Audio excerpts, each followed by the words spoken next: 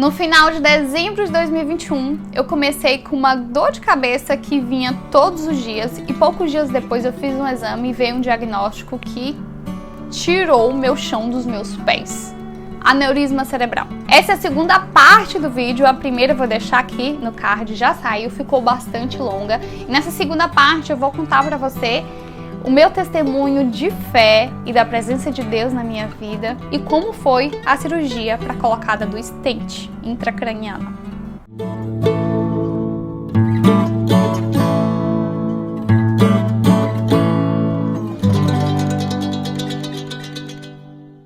Olá, eu me chamo Jamile Paiva e esse é o meu canal onde eu falo sobre autoconhecimento e produtividade feminina, um canal onde eu trago informações sobre esse universo e a fim sempre de tornar a vida de quem me acompanha um pouco mais leve.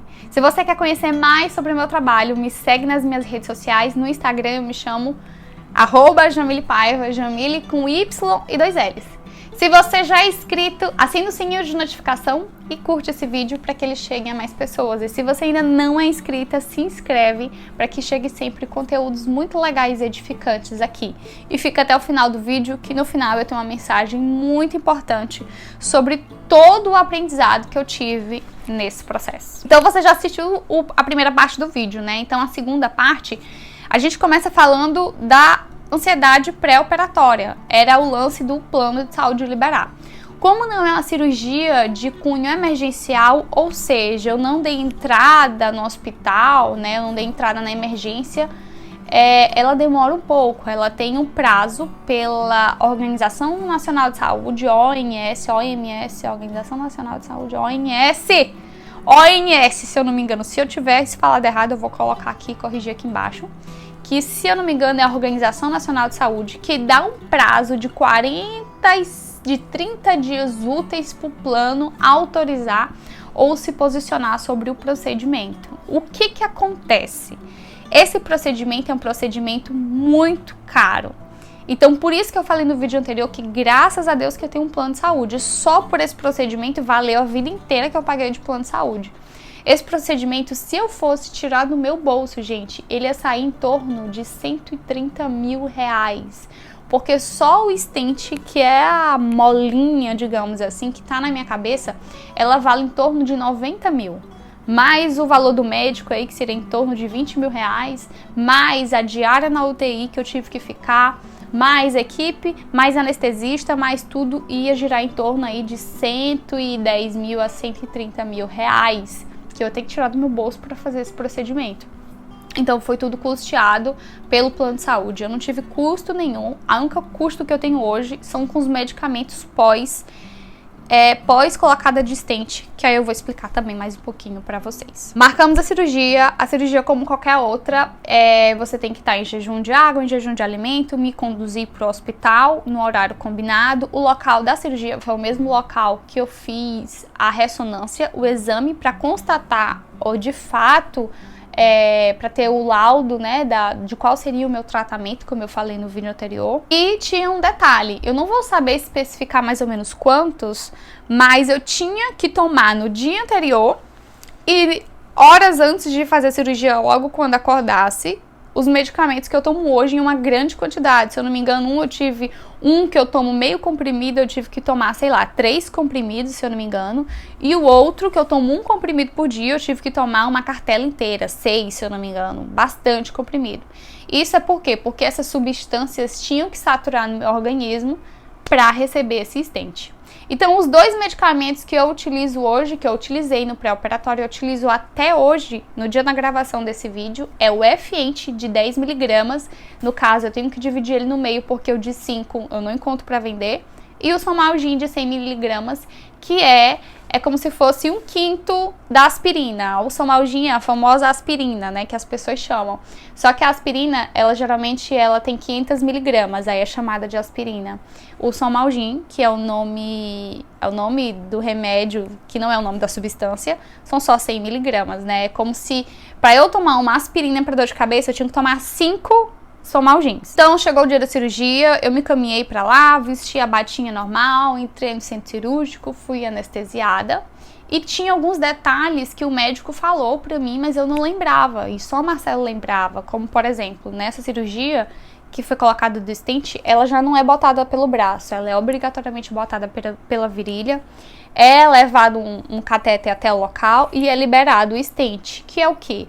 É como se fosse uma telinha circular, que ela fica ali no local onde tem um aneurisma, e com o passar do tempo a própria pele vai envolvendo aquela telinha e aquele aneurisma ele vai murchando, ele vai acabando murchando. Então é basicamente assim que funciona o procedimento. É um procedimento rápido, leva cerca só de 20 minutos.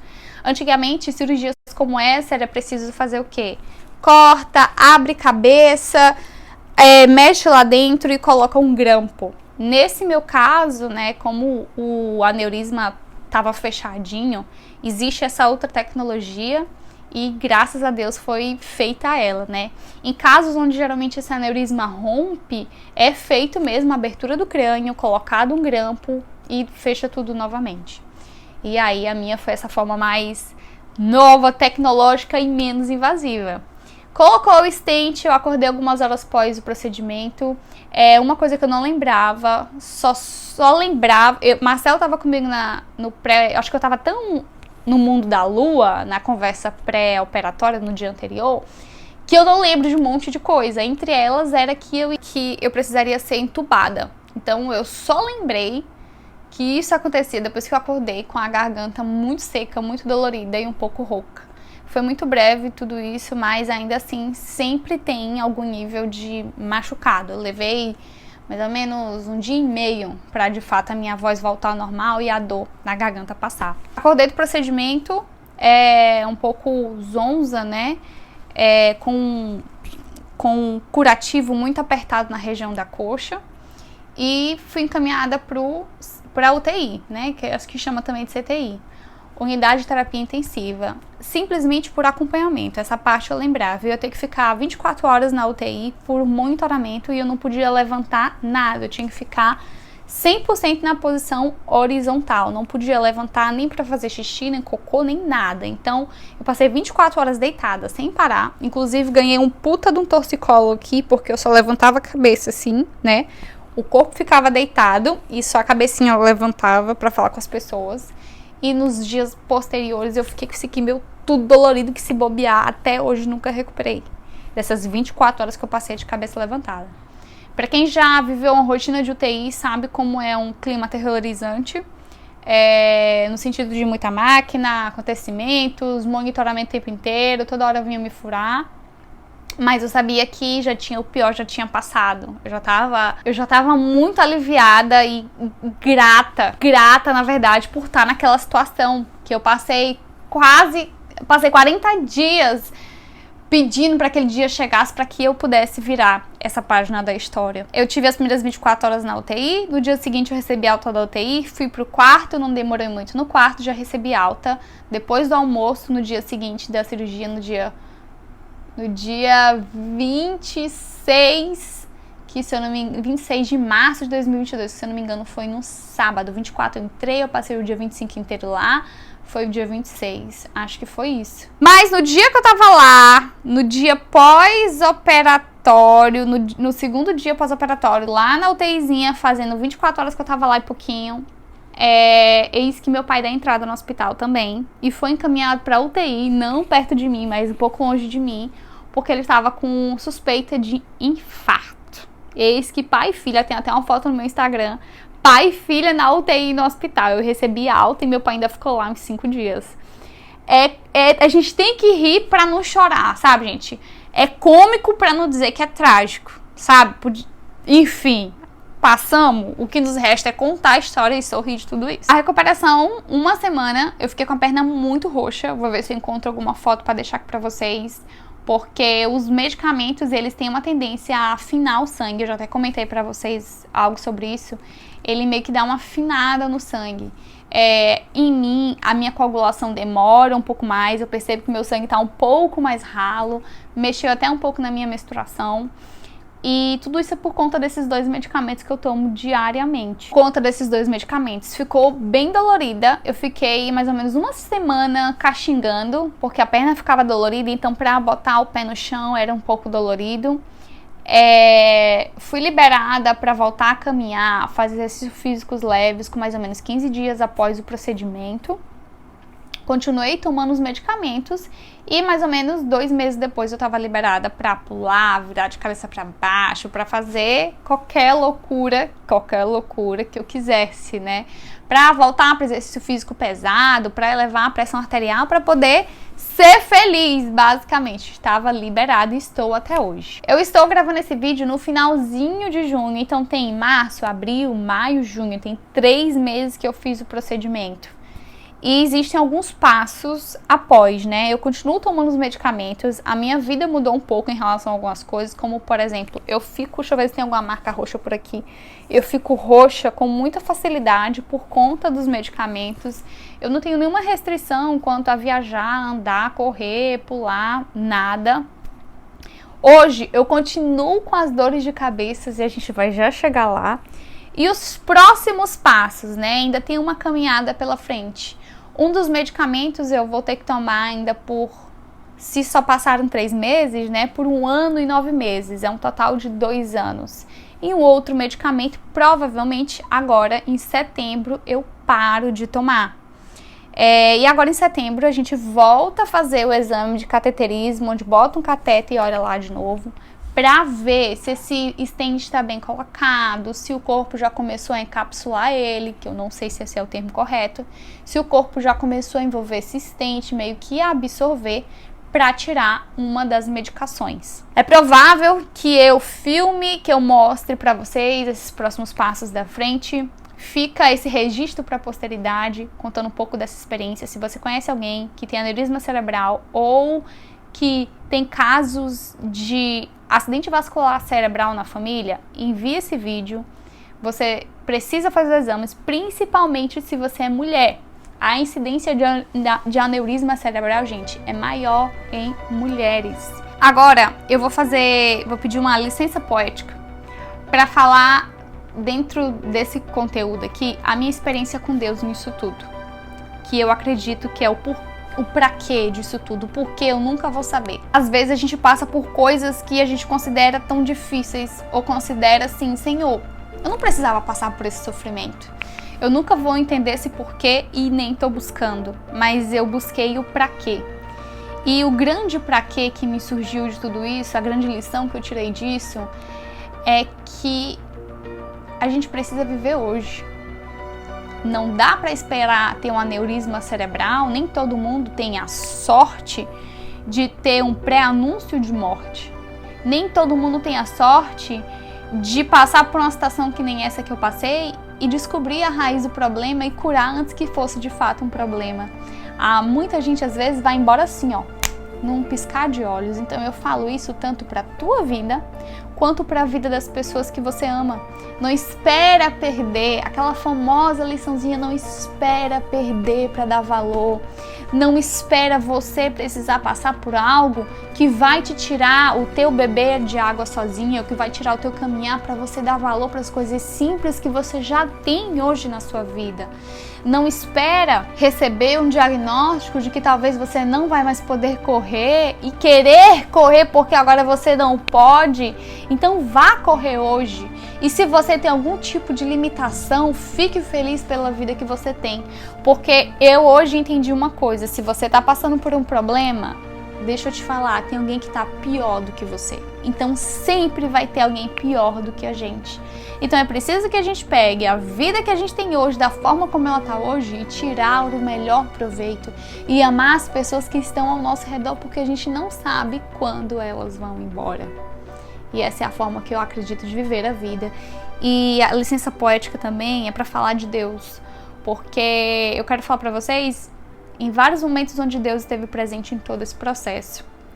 Eu vou te contar algo muito louco, porque pra mim também, até hoje é muito assim, é muito surreal. Final de 2021, finalzinho ali, início de dezembro, eu comecei um propósito de oração. E nesse propósito de oração eu pedi assim: a minha maior intenção, meu maior desejo era que Deus conduzisse a minha vida a partir de agora. Eu passei a entregar minha vida para Deus e dizer assim: Senhor, conduz a minha vida. Eu não quero mais ter que me preocupar, eu não quero mais ter que ficar ansiosa, eu não quero mais ter que ficar com medo. Eu vou fazer os meus planos porque eu preciso fazer eles, porque tu me deu a autonomia, mas o que tu escolher, a forma como vier para mim, eu vou aceitar. Eu quero conduzir pro teu caminho, eu quero servir ao Senhor. Só me mostra como fazer isso. E eis que alguns dias depois eu começo a sentir essa dor de cabeça e eu recebo esse diagnóstico. E essa oração, gente, não foi à toa não. Foi todos os dias de manhã, de joelho no pé da minha cama. Eu ganhei até um tapetinho da minha mãe só para poder botar meu joelho no chão e fazer essa oração todos os dias de manhã. E nesse processo dessa oração todos os dias de manhã foi que eu comecei a sentir essa dor de cabeça. E uma coisa muito interessante nesse processo é que no dia que eu fui fazer o primeiro exame, a ressonância magnética, que é aquela no tubo que a gente entra, esse exame, que se você assistiu o primeiro vídeo, você me viu falando que ele foi um desencargo de consciência, certo? E algum tempo atrás, alguns meses antes, eu já tinha ido naquele mesmo local fazer esse mesmo exame, só que em Maria Laura. E quando eu fui com Maria Laura, eu tive que assinar um termo me responsabilizando pelo exame, no sentido de, se ela não cooperasse em fazer o exame, ela ia ter que ser sedada. E essa sedação, meu plano de saúde não cobrava. Eu ia ter que pagar R$800. Como eu já fiz toda uma lavagem cerebral nela, eu assinei e sabia que aquilo não ia precisar. Então, meses depois, quando eu fui fazer o meu exame, o desencargo de consciência, eu cheguei lá e a mulher pediu para que eu assinasse, que eu autorizasse usar contraste, ou seja, na veia, ter que me furar e botar contraste. Eu peguei e recusei. Eu disse: não, eu não quero contraste. Por quê? Na minha cabeça, eu pensei assim: esse contraste custa R$800, porque quando eu vim com a Maria Laura era R$800. Então é R$800. Então, como esse exame é só o desencargo de consciência, eu não quero saber. Vão me furar e ainda vão me furar e ainda vou ter que pagar. Eu não quero, é só um desencargo de consciência. E eu fui muito categórica. Eu disse: não quero, não quero, não quero. E na hora que eu tava deitando na maca, já prontinha pra fazer o exame, o rapaz virou pra mim e disse assim: senhora, por que você não quer fazer o contraste? Aí eu fiquei constrangida, né, de dizer que eu não queria pagar. Aí eu disse assim: é porque eu não quero pagar. Aí ele: mas não paga. Eu disse: não custa R$800. Ele: não, quem lhe falou isso? Eu disse: não, porque da última vez que eu vim com a minha filha, era R$800 pra sedar ela. Ele disse: não, o que paga é a sedação. O contraste é pelo plano, você não precisa pagar nada. Só tenho que lhe furar. Vamos fazer o contraste, senhora? Aí eu topei. Gente, é muito engraçado hoje ver como tem a mão de Deus em vários lugares. Aquele rapaz, ele estava só fazendo o trabalho dele. Eu já tinha assinado um termo me recusando a fazer aquele procedimento.